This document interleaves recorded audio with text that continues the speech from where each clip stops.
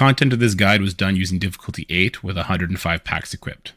The 3 broken bio packs were not equipped as they will not be active during the leaderboard event, and neither was Power Dynamics. It is not believed that you will need Power Dynamics to score in the top 500, as most people will not have a Masters of Evil that can withstand not having offense up. Enjoy the video and good luck in your trials. The keys for success for Node 4. We will Redhulk Ultimate turn 1 to flip enemy Titania debuffs. Redhulk Ultimate will be made available by our preparation on Node 1.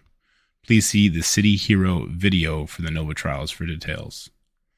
We will focus on the left enemy side.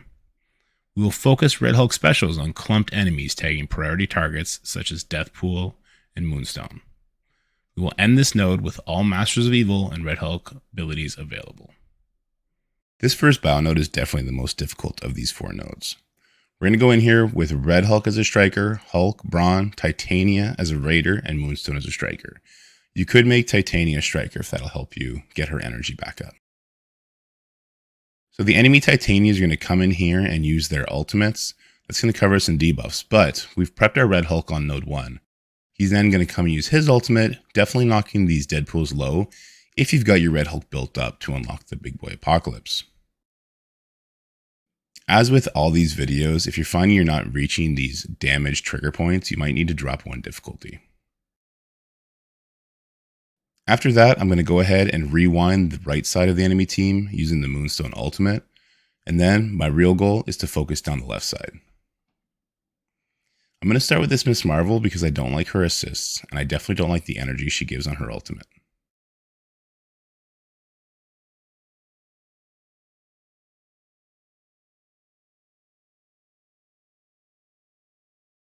Because we have Warp World on, we have a couple decisions. If we were to taunt with Hulk, it would give the enemy offense up.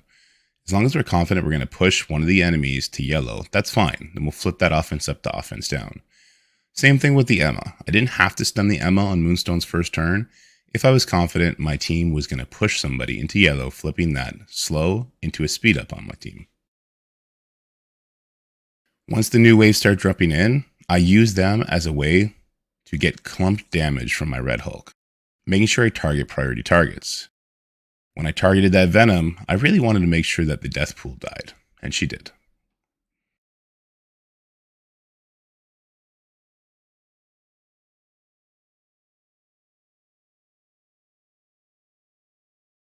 The strength about having Redhulk as a striker comes through here, as we're going to have lots of energy and basically be able to special every single turn.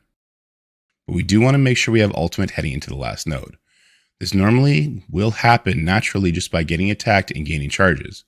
But just in case, make sure you don't end this node without Redhulk ultimate available. Once again, we went for the big clumped area, but we do want to make sure we take out this Moonstone. We don't want her turn meter rewinds or an attack to come in on the Titania with a mind control effect.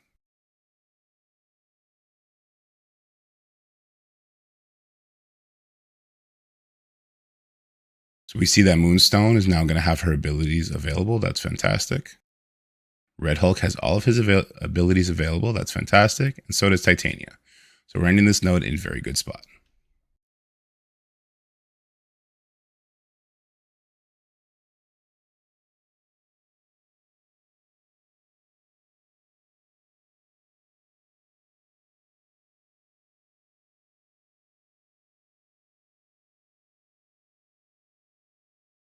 Keys for success for node 8. When to neutralize the enemy Moondragons, take out the enemy Hulk before Redhulk wave drops in, control then nuke that Redhulk, and we want to end the node with Masters of Evil abilities available, and we don't need to worry about the Gamma abilities, as this is the last node they'll be used in. We're going to be going in with the same team we used on node 4 for this stage 8.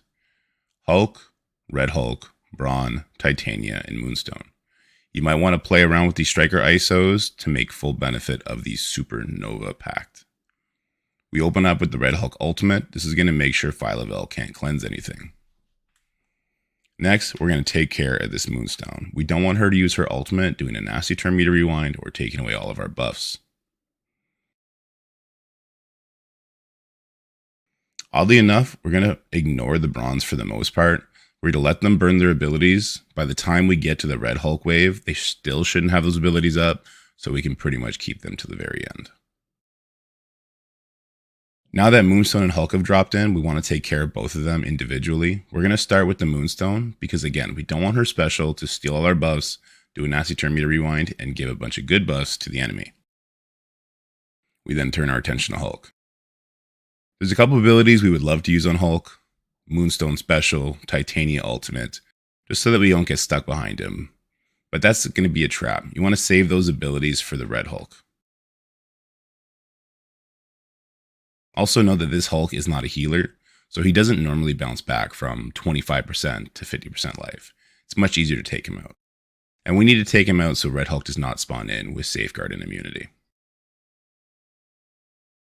Next, I went for the She-Hulk. Redhulk has now entered the fight, and it's go time.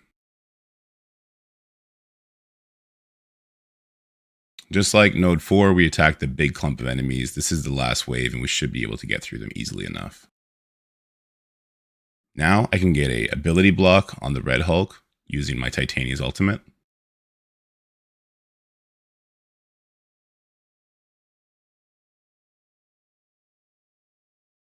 I saved the Moonstone special there so that I have another form of control for this Redhulk should we not be able to take him out on this turn.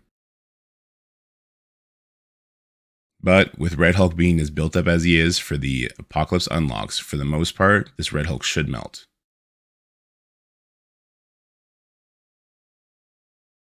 Now our big concern is going to be Mr. Negative. He does a lot of damage, so we want to take him out. And after Mr. Negative is gone, our true concern is making sure our Masters of Evil allies are going into that last node with all their abilities up and good, healthy life pools. Remember, at this stage of the game, you no longer need to hold any Gamma abilities. So if Redhulk gets his special back, go ahead and throw it on the Adam Warlock to take the revive up. If you can have the ultimate, go ahead and throw that. For some reason, I did not do that there. It was probably just from fatigue.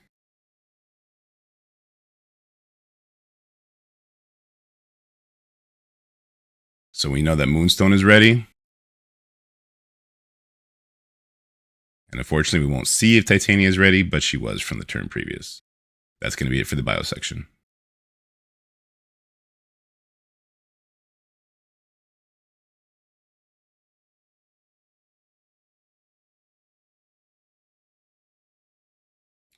The keys for success for Node 5 is basically to use Eternals. We're going to knock the enemies low enough for Icarus to double tap. We're going to utilize the Pact Supernova so that we could spam these abilities. Want to make sure we end the node with Icarus Ultimate and all of Kang abilities available. For this first Cosmic node, we're going to go in with Eternals, Dormammu, Deathpool, and Kang. You do not need Dormammu for this whatsoever. You could 100% just use Kestrel instead. There are other options you can use as well, but the clump damage from Kestrel would be best. So the first thing we want to do is prepare our Icarus to get a double tap. We can do this by doing some spread damage with the Kang basic, however I get the kill here, or with the Deathpool basic or special, which is what I'm going to end up doing. And we do take a lot of counter damage onto our Deathpool, but that's fine. She's going to heal up naturally, or Dormammu could heal her up. Icarus then comes in and gets the double tap. This Lone Shocker will summon in if you kill too many enemies at once, so make sure you don't waste your Cersei ultimate on that. This is where Kesha would have just specialed onto the Redhulk as well, giving a bunch of people defense down for Kang to follow up with a bunch of kills. The reason we're able to spam abilities is because we have the Supernova Pact on and we're getting all of our cooldowns back up.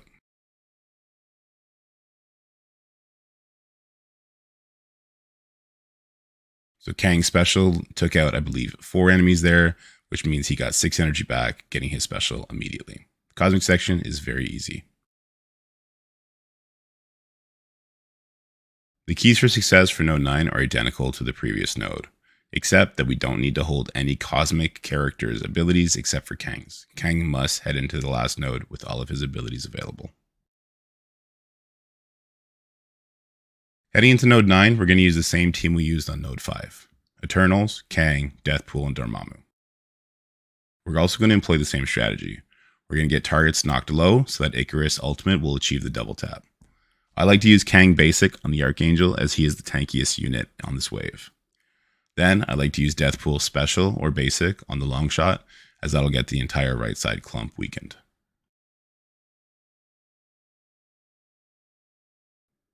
Icarus then achieves his double tap, and this node is basically trivialized. We don't need to hold this Cersei ultimate for the final wave. We'll have many cooldowns available.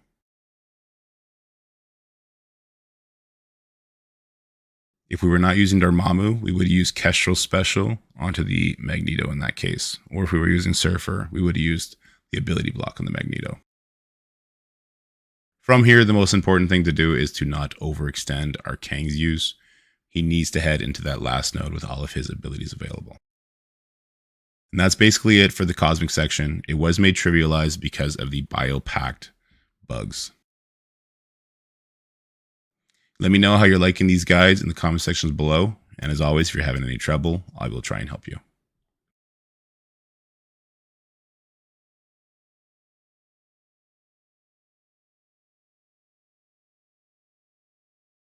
That's it for the video, guys. I hope you enjoyed it. If you did, make sure you like, share, and subscribe. Stay happy, healthy, have fun, and I'll see you in the next one.